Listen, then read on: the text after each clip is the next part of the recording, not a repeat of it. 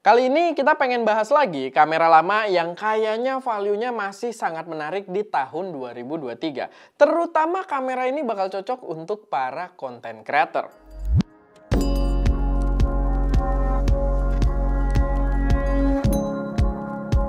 Halo semuanya, selamat datang di channel SM Media dengan gue Erwin. Dan pada video kali ini gue pengen bahas lagi kamera mirrorless yang bener-bener racun banget buat para content creator.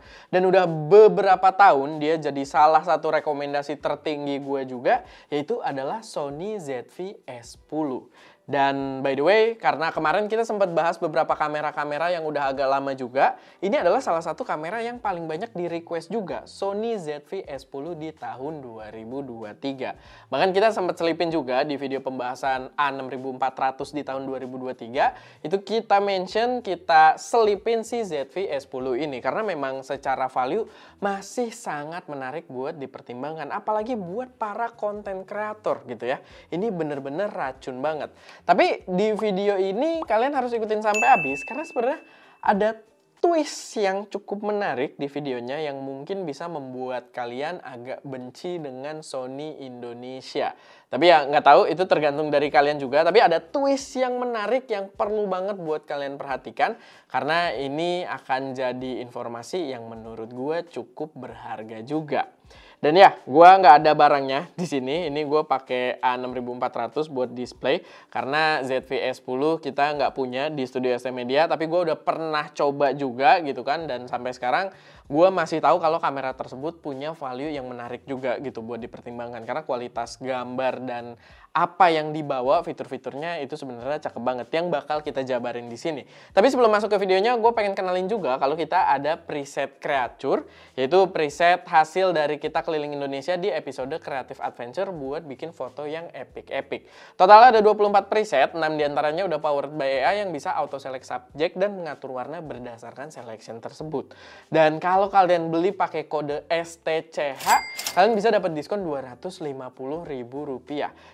Cakep banget, kita udah coba juga ke foto-foto selain foto adventure ya, kayak street photography, portrait, dan bahkan foto-foto kucing aja itu kita coba apply dengan si preset ini, itu hasilnya cakep banget. Jadi kalau kalian udah kepo, langsung aja cek link yang ada di deskripsi. Oke, balik ke pembahasannya. Jadi pertanyaannya cukup simpel. Apakah Sony ZV-S10 masih worth it buat dibeli di tahun 2023? Jawaban singkat dari gua masih dan bahkan sangat-sangat worth it. Ngelihat apa yang dibawa oleh kamera ini gitu ya, dengan value yang dia tawarkan. Tapi nanti kita bahas harganya agak ke belakang. Cuman kita bahas untuk kameranya sendiri, dia menawarkan fitur yang terbilang sangat-sangat komplit menurut gua di range harga yang memang ditawarkan. Dan dia punya jeroan itu mirip dengan display yang kita pakai sekarang, A6400, mirip banget, sensornya yang dipakai mirip, dengan kualitas video dan fotonya juga mirip. Jadi dia menawarkan fitur yang kayak kakaknya yang lebih profesional gitu, kayak si A6400, dan bahkan bawa beberapa fitur yang lebih dari si A6400. Kayak contohnya kalau si 6400 ini masih pakai flip screen yang kalau mau ngadep ke depan ya lewat atas kayak gini, walaupun ya tetap dia bisa kalian ngelihat framing kalian juga kalau lagi vlogging. Cuman di ZV-S10 itu udah bawa layar yang lebih enak dengan dia udah vari-angle. Walaupun kualitas gambarnya ya tetap kualitas layar Sony gitu ya, di zaman itu yang memang nggak terlalu bagus, tapi paling nggak dia udah vari-angle gitu, lebih dari si A6400. Dan dia yang salah satu poin paling kuat selalu gua angkat adalah dia bawa headset output gitu. Jadi dia bawa mic input dan kalian bisa monitoring audionya via headset output. Yang di range harga yang dia tawarkan itu nggak terlalu banyak pilihan kamera yang membawa fitur tersebut. Lalu kualitas gambar juga udah bisa gue bilang cakep, walaupun warna standarnya gue nggak begitu suka ya. Sama kayak si A6400 ini, kalian direkomendasikan untuk pakai S-Log 2-nya Sony biar mengurangi highlight roll off di dalam gambar kalian gitu. Kalau misalkan ada highlight yang terlalu blown out, itu kalau misalkan pakai mode standarnya aja kurang bagus, jadi lebih bagus pakai S-Log 2 dan kalian grading lagi. Memang ekstra proses, tapi hasil gambar yang dikeluarkan itu bisa dibilang cakep banget gitu, proper banget dan terlihat profesional. Punya dynamic range yang terasa tinggi juga. Lalu dia juga untuk autofocus sangat-sangat sigap. Dari generasi A6400, Sony autofocusnya udah gokil banget, termasuk di ZV-S10 ini. Autofocusnya juga nempel, cakep banget, kalian nggak akan mempermasalahkan soal autofocusnya menurut gua. Tapi yang bikin gua agak keder dengan kamera ini. Tapi kayaknya sebelum masuk ke situ ya, sebelum masuk ke minusnya yang pengen gua angkat sedikit, soal ekosistem juga, ekosistem karena ini adalah kamera Sony dengan Sony E-mount, otomatis pilihan lensa kalian juga udah banyak banget gitu. Jadi nggak perlu dikhawatirkan soal ekosistemnya, dia juga cakep banget. Nah, itu soal fitur-fiturnya yang bener-bener menggoda dengan value yang ditawarkan. Tapi ini ada hal yang harus gua kasih tahu kalian juga gitu ya. Ada poin yang sebenarnya bikin gua agak keder pas bikin video ini. Gua ngangkatnya tuh agak membingungkan. Karena tadi gue sempat mention juga, gue udah bahas A6400 di tahun 2023. Yang waktu itu di ending videonya, gue bandingin value dia dengan si ZV S10. Dimana gue lebih rekomendasikan ZV S10 di video tersebut gitu. Kenapa? Karena tadi membawa beberapa feature yang lebih dari ini, kayak layar variangle dan juga audio yang bisa sambil dimonitoring, dengan harga yang signifikan lebih murah. Waktu di video itu, videonya belum lama, videonya tuh kayak mungkin baru 2 minggu kali, sekitar 2 minggu yang lalu gitu. Di situ gue cantumin harganya dengan SS real time juga waktu itu dijual dengan harga resmi di 11 juta rupiah kit dengan lensa yang udah dapet di situ. Karena dia memang nggak dijual body only ya, dia dijualnya kit doang dan 11 juta rupiah. Tiba-tiba pas gue pengen bikin video ini, berdasarkan kalian banyak yang request juga ZV-S10 di tahun 2023, tiba-tiba Sony Indonesia menjual harga kamera tersebut dengan harga resmi 12 juta rupiah kit. Gitu ya, gue hampir ngomong body only. Enggak, dia nggak dijual body only. 12 juta rupiah kit.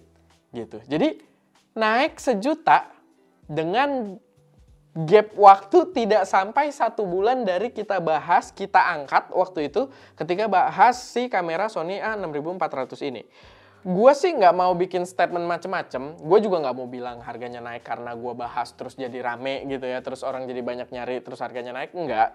Gue nggak mau buat statement sampai ke sana, dan gue juga, apa ya, kalau dari gue gini, gue mungkin karena mereka habis launching kamera juga 6700 di Indonesia gitu ya, mungkin si ZV-S10 ini juga jadi naik lagi gitu, demand-nya jadi lumayan gede ya, bisa jadi gitu. Dan mungkin spotlight-nya orang akan ngeliatin si 6700 gitu yang ramenya. Mungkin mereka beranggapan kalau orang nggak akan ada yang nyadar kalau kamera ini dinaikin, mungkin gitu. Balik lagi, ini spekulasi gue pribadi, tapi gue nggak akan membuat statement-statement yang terlalu keras juga di sini, karena yang gue lihat banyak banget ya yang baperan gitu Sony user gitu ya. Kalau gue kritik-kritik dikit kayak seolah-olah gue nggak pernah kritik Fuji gitu ya, yang padahal videonya juga keras gitu. Gue kalau kritik Fuji, Lumix juga pernah, Canon apalagi gitu ya. Canon kemarin keluar kamera busuk yang sempat kita bahas juga kalau kalian belum nonton. Tapi maksud gue berusaha mengkritik biar dari sudut pandang konsumer nih kita tidak dirugikan gitu. Karena di sini ya sekarang kalian simpulin sendiri aja deh gitu. Kemarin pas kita bahas itu kalau nggak salah sekitar tanggal 22 Agustus itu harganya 11 juta kit. Sekarang harganya 12 juta kit, naik sejuta itu nggak sedikit. Kecuali naik 200.000, naik 150.000 oke lah gitu. Di sini dia naik sejuta buat yang nabung buat beli kamera tersebut. Itu nggak sedikit gitu. Tapi balik lagi, terserah kalian mau ngelihatnya kayak gimana, karena di sini ya gue cuma nyampein poin tersebut. Gue sendiri tidak setuju karena menurut gue itu adalah langkah bisnis yang anti consumerism.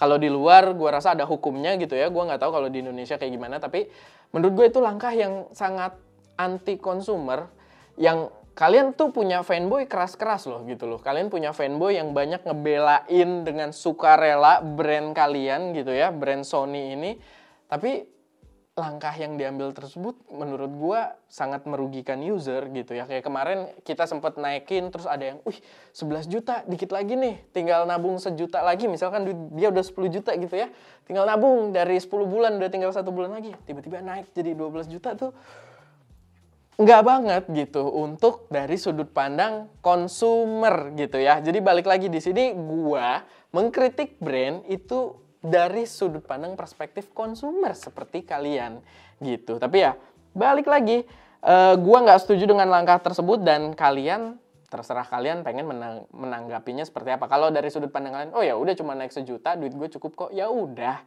silahkan gitu, nggak apa-apa. Cuma maksud gua dari sudut pandang perspektif yang makro, langkah yang diambil ini bener-bener anti-consumerism gitu. Gua nggak suka dengan apa yang dilakukan oleh Sony Indonesia di sini mengenai harganya. Karena menurut gua harga sebelumnya itu udah cukup menggiurkan. Gue sempat naikin, gue sempat bahas. Sony keluar kamera baru. Biasa kan keluar kamera baru itu nurunin kamera lama ya. Kenapa ini tiba-tiba gitulah gitu. Tapi secara overall di pembahasan video ini buat ZV-E10 itu masih sangat worth it di tahun 2023 gitu. Masih sangat worth it dan masih sangat capable untuk membuat video konten-konten yang proper gitu, yang bener-bener terlihat profesional.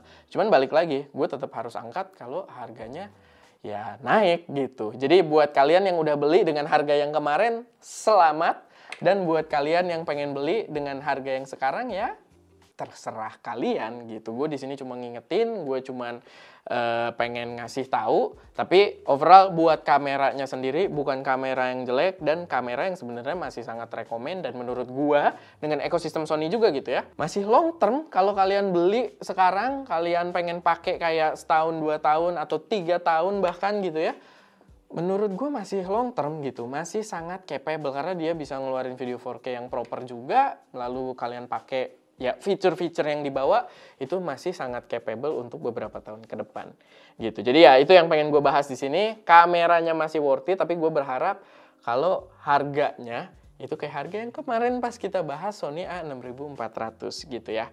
Jadi ya ini biar dapat highlight juga kalau ini secara resmi mereka menaikkan harganya karena kita bisa lihat di semua toko-toko gitu ya, di semua toko-toko dealer-dealer besar itu harganya seragam. Biasanya yang jual harganya di bawah harga MSRP-nya Sony itu toko-toko dengan garansi-garansi yang agak sketchy, kita tidak tahu ya. Jadi gue kurang rekomendasiin. Cuma ya itu sedikit highlight aja kalau harganya agak-agak merugikan di sini gitu. Walaupun di harga tersebut sebenarnya gue bilang ya, ZV-E10 ini masih worth it loh. Masih worth it, masih gokil banget. Cuma maksud gue tetap itu langkah bisnis yang buruk dengan naikin harganya kayak gitu. Oke, paling itu aja sih sedikit pembahasan dari gua seputar Sony ZV-E10 kali ini. Kalau ada koreksi, saran atau pertanyaan atau kalian punya pendapat kalian sendiri, silahkan taruh aja semuanya di kolom komentar. Dan ya, itu aja. Semoga bermanfaat. Gua Erwin, di belakang kamera Daska, dan jangan lupa untuk berkarya.